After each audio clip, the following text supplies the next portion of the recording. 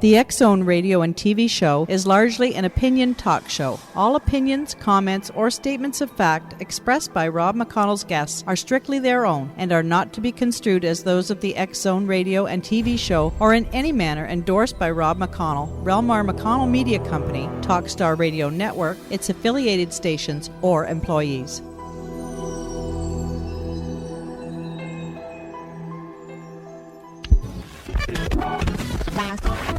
All Hit Radio.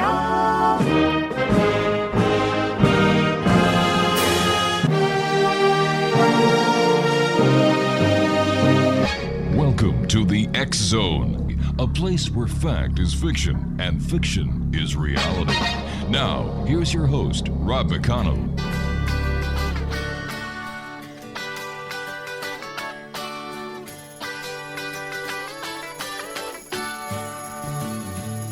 Well, it's all right, riding around in the breeze. Well, it's all right, if you live the life you please. Well, it's all right, doing the best you can. Well, it's all right, as long as you lend a hand. You can sit around and wait for the phone to ring. Welcome back to the X-Zone, everyone. My name is Rob McConnell, coming to you from our studios in Hamilton, Ontario, Canada. Toll-free worldwide, 1-800-610-7035. Email xzone@xzoneradiotv.com on MSN Messenger, xzoneradiotv@hotmail.com, and our website, www.xzoneradiotv.com. My guest this hour is M.A. Mark Farrell. We're going to be talking to Mark about a very interesting book that he wrote entitled State of Mind. That's not State of Mind, it's State of Mind. And, let me see. Mark's been in international business for 35 years, president of 2 corporations, currency speculator, inventor with 8 international patents. He is a graduate of the University of California, and he's also a political analyst. His website is www. You're going to love this title, X-Zone Nation. www.firethefederalgovernment.com. So tell me, Mark, what do you really feel about the federal government? Welcome back to the show, Mark. Well, what I really feel is that we should strip it of 90% of its power and authority, and that would be a good start. Watching what's happening in the European Union, where basically Germany, the country that got smashed to nothing at the end, it was literally nothing by the end of World War II, is now the strongest country in the EU, and it is helping Greece out of its economic disaster. What is this telling us about the way the world monetary crisis is going? I think that it shows that many economists have achieved and politicians have achieved what they wanted, which is moving towards one world economy. Mm-hmm. There might be multiple currencies, but they are all intertwined, and when one has problems, so do the rest. Let me ask you this question, and this I understand that this is sheerly speculation on your part. Is the economy going to get better soon? No. This economy, the U.S. economy, has absolutely no legs to it.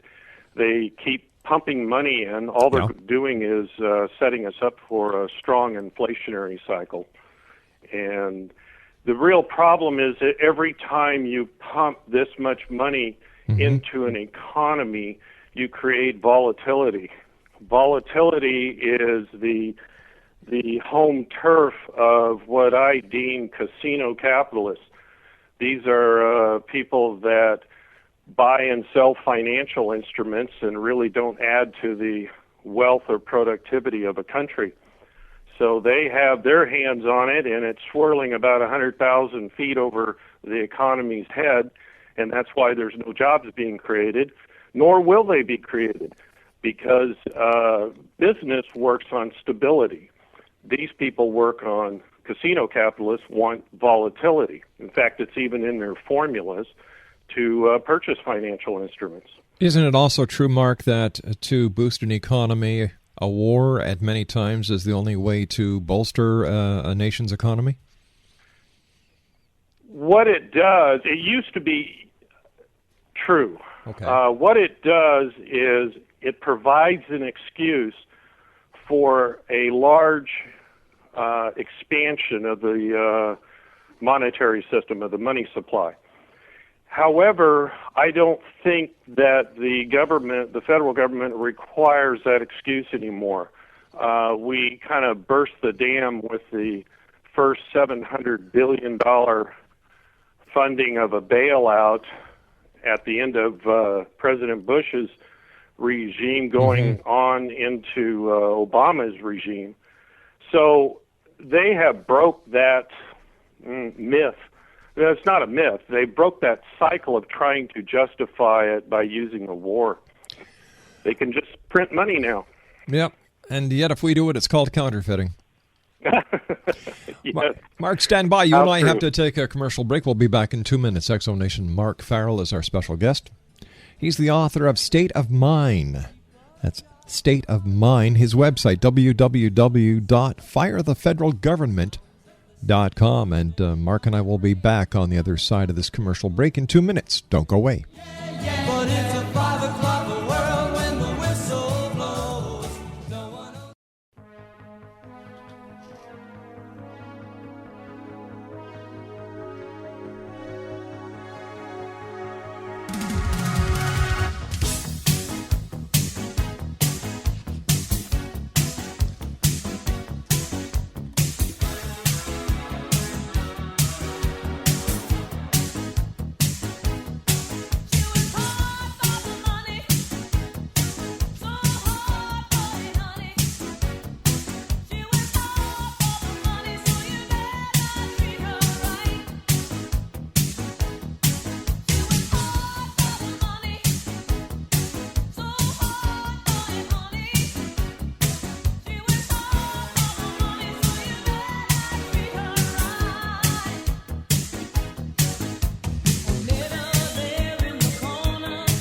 Exonation M.A. Farrell is our special guest. He is the author of State of Mind. His website, www.firethefederalgovernment.com. And Mark, what should the federal government be doing to get the U.S. out of the economic mess it's in? I don't think they can. The answer does not lie with the federal government. The problem is that the interests aligned against the changes required are so strong that it will be impossible to overcome. When you realize that with all the money that the federal government pumps out in programs, how many people's lives are affected, impacted by federal funds, whether it's directly like Social Security, the federal bureaucracy, military, or you move into areas like building bridges, redoing roads, that money's going to contractors, defense contractors. It's just an educational system. It is, the interests aligned are just too hard to overcome. You know, and Mark, that's why I think we need to go in a different direction.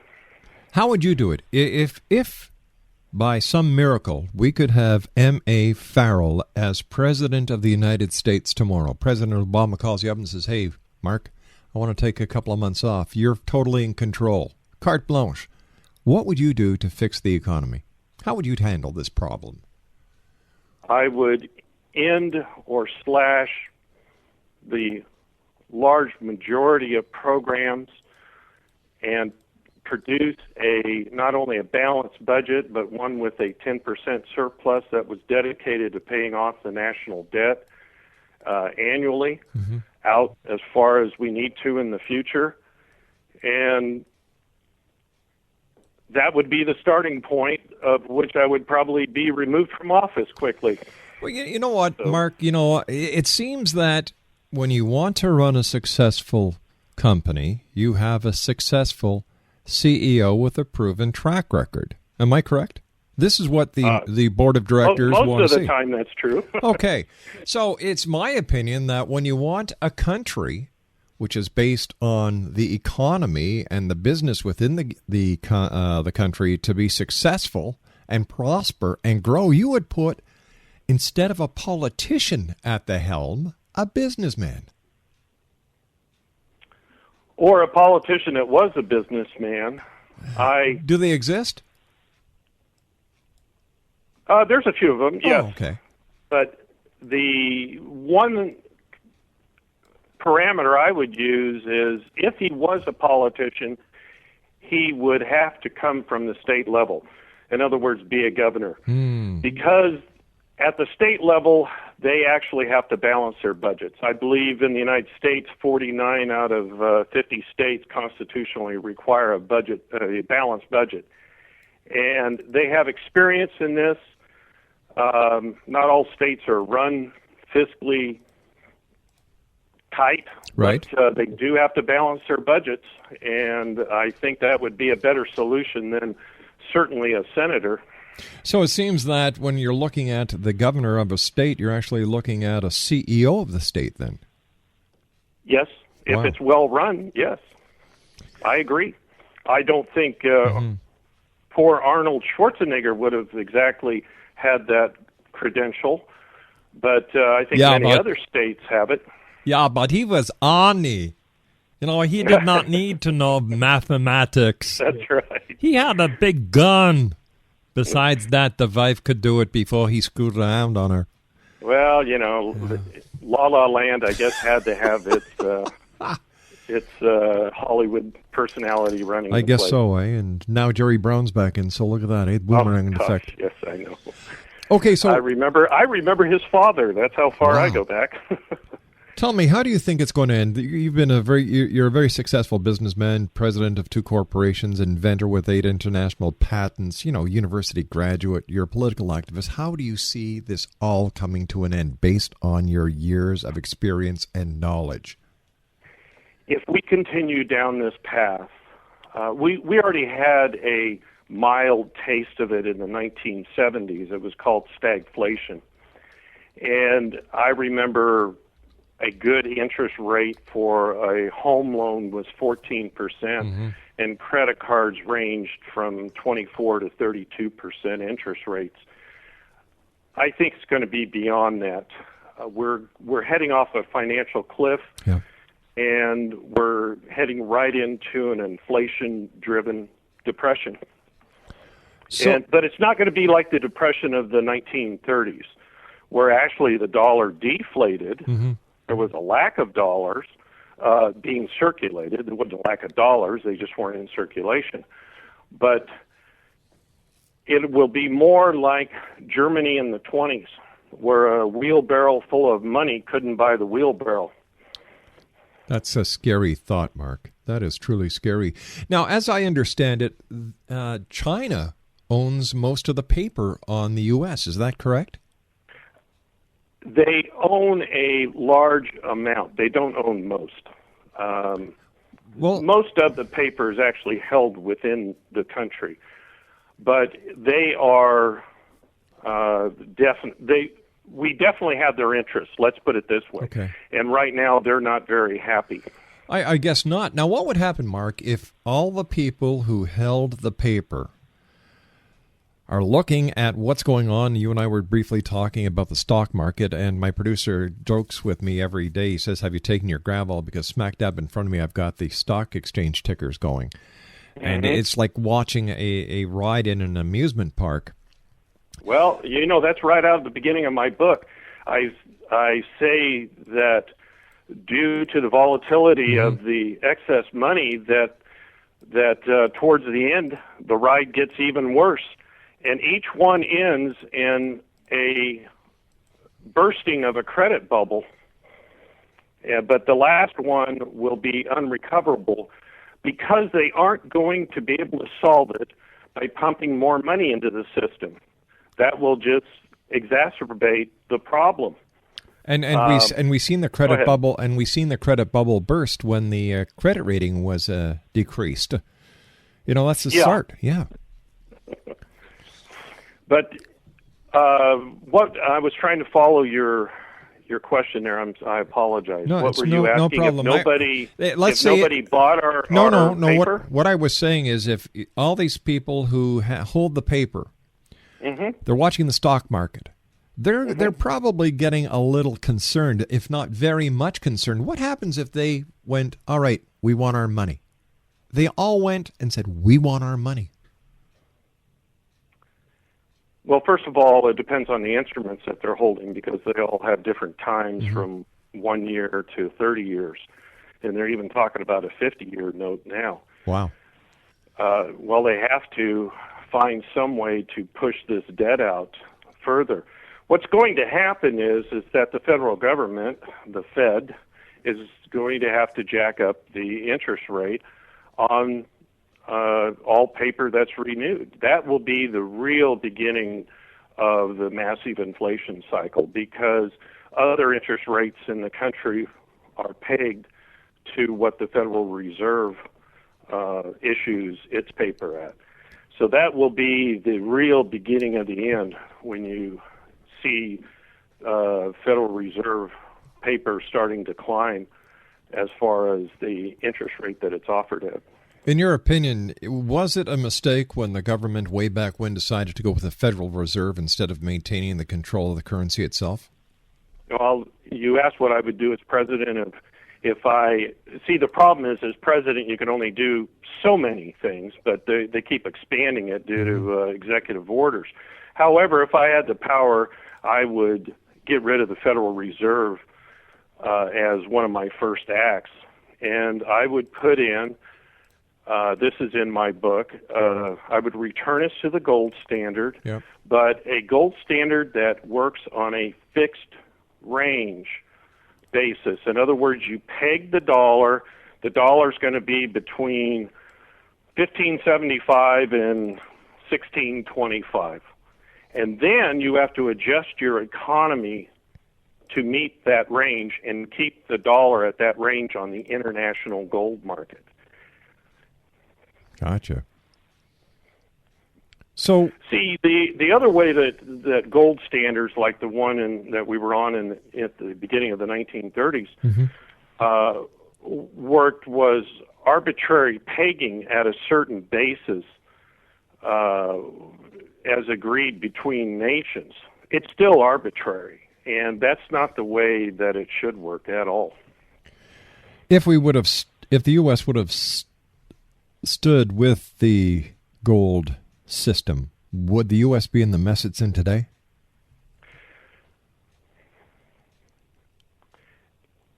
I don't know from the standpoint, again, if you don't have a fixed range system, then all you're saying is that gold is worth more today against the dollar than it was yesterday.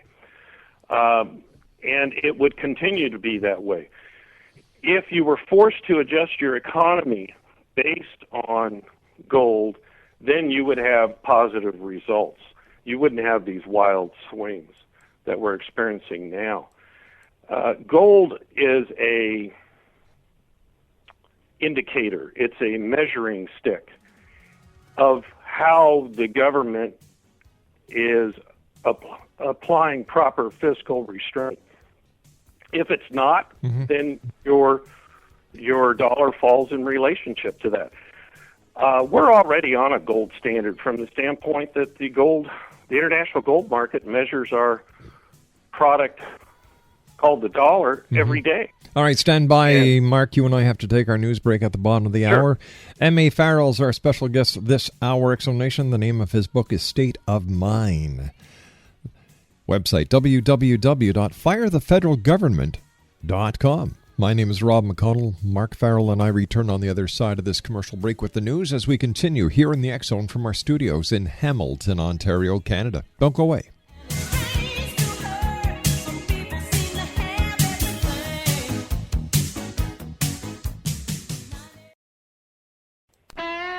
Hi, this is Ken Elliott. When I'm floating around the universe, I always try to tune in to Rob McConnell. Hi ho there, Trinity Frog on Sesame Street. When I want to find out what's going on with UFOs or ghosts, I listen to the X Zone with Rob McConnell. This is Les Corrigan from Target Internet Development. You're listening to Rob McConnell on the X Zone Radio Show. This is John Hogue, prophecy scholar, and you're listening to Rob McConnell in the X Zone. Welcome to the X Zone, a place where fact is fiction and fiction is reality. Now, here's your host, Rob McConnell.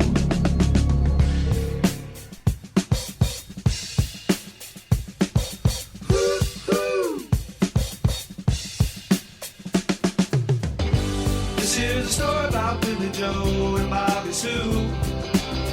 Two young lovers with nothing better to do than sit around the house, get high and watch a tube. And here's what happened when they decided to cut loose. They headed down to old El Paso. I swear they ran into a great big hassle. Billy Joe shot a man while robbing his castle. Bobby Sue took the money and run. Go on, take the money and run. Geez, that could be the theme song for Wall Street. Yeah. Welcome back to the X Zone, everyone. My special guest this hour is M.A. or Mark Farrell. His website is firethefederalgovernment.com. That's www.firethefederalgovernment.com. He's the author of State of Mind. And Mark, it seems apparent that everyone knows who has a business sense, like yourself, what the government is doing wrong. So why is the government continuing to keep screwing up and make all these wrong moves? Combination of two reasons covers the majority. Tweedledee and Tweedledum. The first one is people that want to be reelected and maintain power, so they have to keep handing out goodies to other people, called redistribution of wealth. The second group is essentially socialists. That term has gone out of style since the 1930s. We've replaced it with economic liberalism, but it means the same thing. It's the ability to get your hands, the federal government to have control of the economy and, again, redistribute wealth. So I believe that socialists are pushing their agenda hard, and the rest of the politicians are acquiescing to maintain their power base. All right, if the federal government can't correct the problem, who will or who can? In my book and in my own personal beliefs, I think that the power should be turned back to the states. Mm-hmm. This is not only the proper monetary thing to do, but it's also constitutionally what should be done. The 10th Amendment guarantees the United States a republic of states. It does not say anything about a federalist system having all of the power. In fact, it restricts it quite a bit, and the Supreme Court has been the mouthpiece of the federal government, expanding their power over the years, but I think it's completely unconstitutional, and the states should get the power back. We'd have 50 innovative democracies competing with each other for solutions of this, and one of the first things they would do is create stable currencies. So are you suggesting that each of the states have its own currency? I say that each state should have the right to have its own currency. I think what would really occur is that there would be anywhere from 2, 4, or 5 regional currencies that either the states agreed upon to manage collectively within a region, or they would use the currency of one state that proved itself fiscally responsible and created a strong currency backed by gold. It seems like what we're talking about is the exact opposite of what is happening in Europe today, where all the countries had their own currencies. They amalgamated under the European Union, and they're now using the euro. And as we're watching, it doesn't seem to be working that well. And look at the problems they're having. Exactly. So what would happen? I think I have a lot of respect for Germany as far as their productivity. Oh, yeah. However, I think that they saw the euro as a way to gain economic advantage over the European community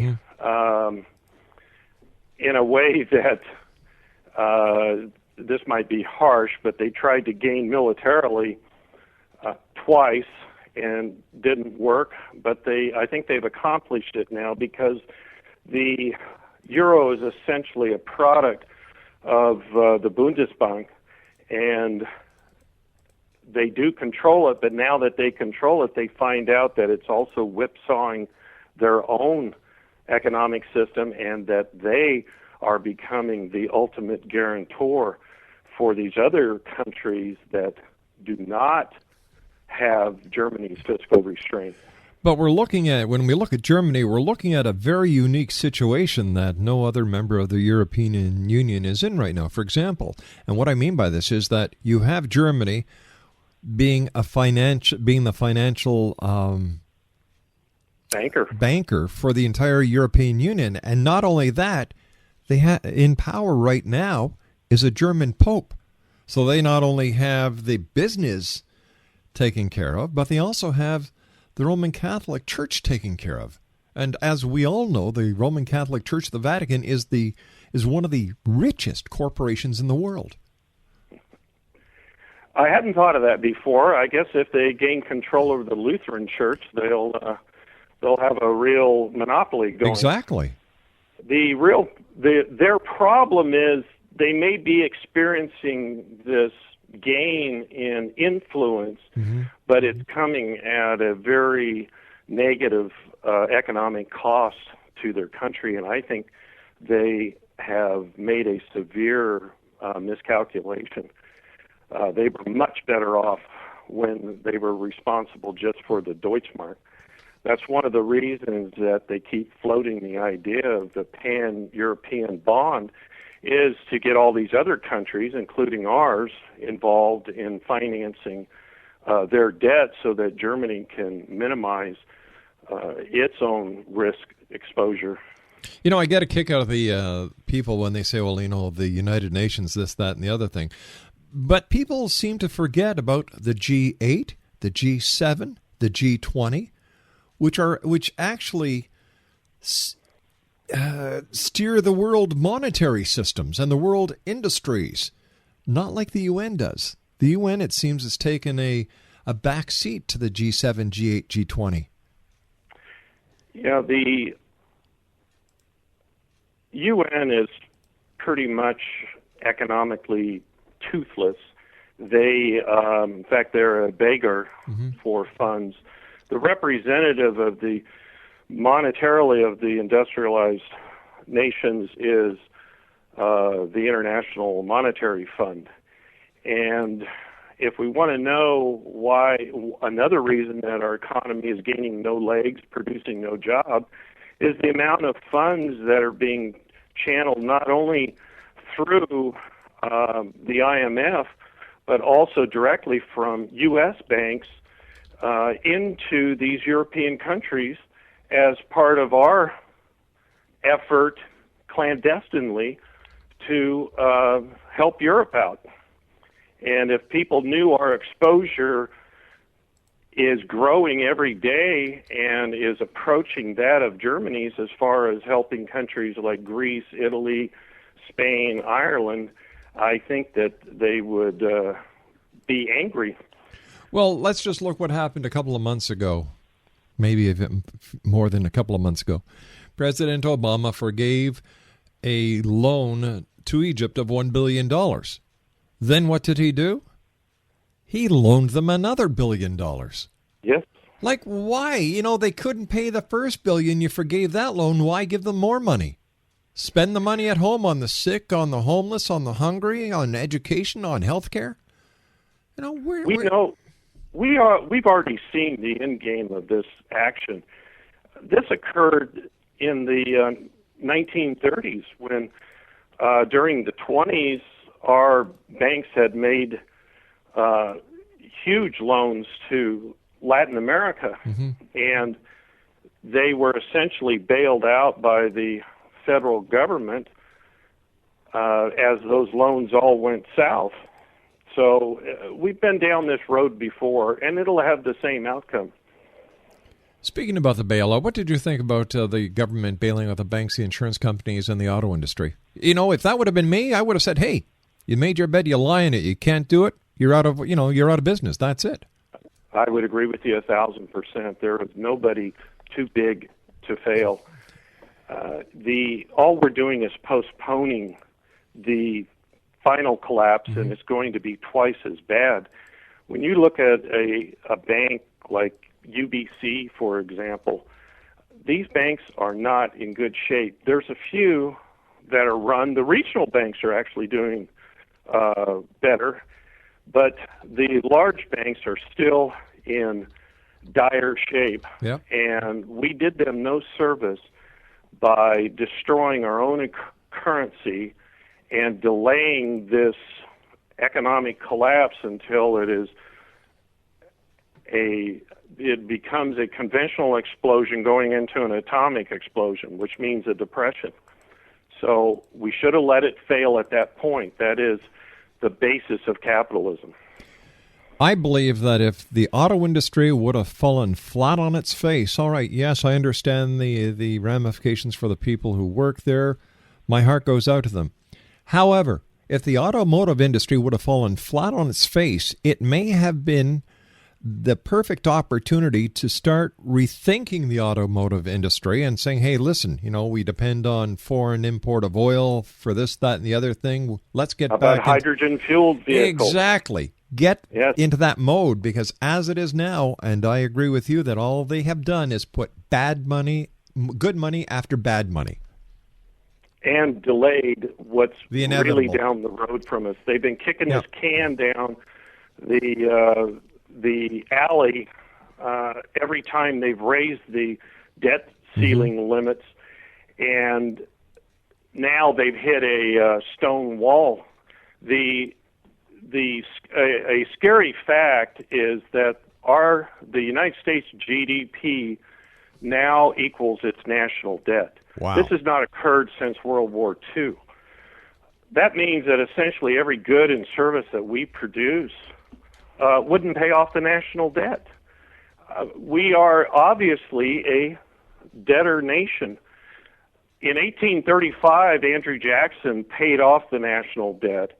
Since then, up to 1982, we accumulated $1 trillion combined total since 1835. The last 3 years alone in the United States, we've added $1 trillion to the national debt each and every year. When we had this last compromise whereby we raised the national debt ceiling again, they agreed, the real hard-driving Republicans, fiscally responsible, agreed that we would only add $7 trillion more to our national debt over the next 10 years. That means we're going to go from $15 trillion this year to $22 trillion if we maintain some semblance of fiscal responsibility, which we probably won't. And this is what scares the hell out of me as a Canadian. The talk about the North American Union. Now, we look at the economy of Canada today, and it's stable. We look at the strength of our dollar. It's good. Why in the name of heaven would any Canadian in their right mind want to take on the debt of the United States and Mexico under a North American Union? Why does economic liberals, or socialists as I call them, want a one-world union, not only politically but economically? They want it because you have nothing to compare against it. There's nothing competing against it at that point. It's all part of the same wheel. It's all part of the same mill. We've been watching our natural resources in Canada, our lumber industry, our fishing industry, our water supply, and now to find out that an American company wants to build a pipeline from the Alberta oil sands down to the Gulf of Mexico. And people in the oil industry are saying, hey, wait a minute. No, we don't want it. Other people say, yes, we want it. And then you've got Canadians saying, when the hell did this happen? Well, do you see that as a bad thing? Yeah, I do. Okay. Yeah. Well, no. Because it's your resources and you think they're leaving your country? Is that what your concern is? My concern is that it was done behind closed doors. Well, that's always a concern. You see? Yes, I agree. It was done behind closed doors, and I believe that, and I would love to see more honesty in government. Mm-hmm. Full disclosure. You know, if you want to do something, ask the people, because I still believe representation by population, as Lord Selkirk put in way back when up here in Canada, and I believe in by the people, for the people, or for the people, by the people, as it is in the United States. Governments have robbed us of our very own right to govern. Well, that is also in my book. I think that the reason that the ratings are so low, not only for Obama, but also for Congress. Mark, I hate to do this, but I've got to take my break really fast. When we come back, let's talk about this, because this is a subject that needs to be talked about. M.A. Farrell is our special guest, X-Zone Nation. The name of his book is State of Mind, a great Christmas gift, www.firethefederalgovernment.com. I'll be back on the other side of this break. Don't go away.